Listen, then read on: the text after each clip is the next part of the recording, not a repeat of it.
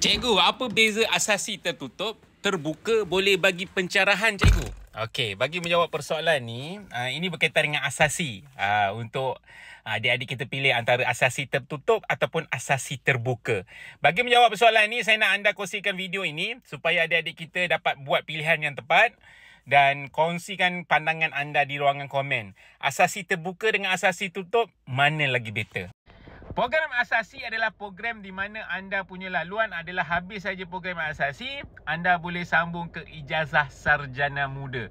Maksudnya laluannya ke degree. Anda apply habis ijazah asasi, anda apply degree untuk sambung belajar lah. Cuma dia ada asasi terbuka dan asasi tertutup. Bila kita sebut asasi terbuka, bermaksud habis saja program asasi di satu universiti itu, anda boleh apply mana-mana universiti ataupun IPTA untuk anda sambung degree.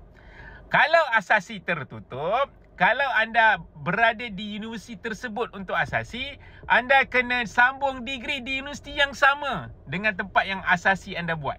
Contoh, asasi terbuka anda berada di UiTM, anda nak sambung degree dekat IPTA lain, jawapannya boleh.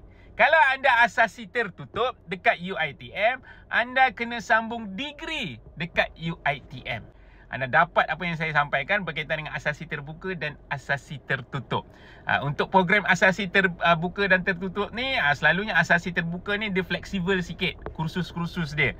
Tapi kalau asasi tertutup, dia spesifik program ataupun kos yang anda perlu ambil. So saya mengharap anda dapat pilih yang terbaik. Mana yang terbaik?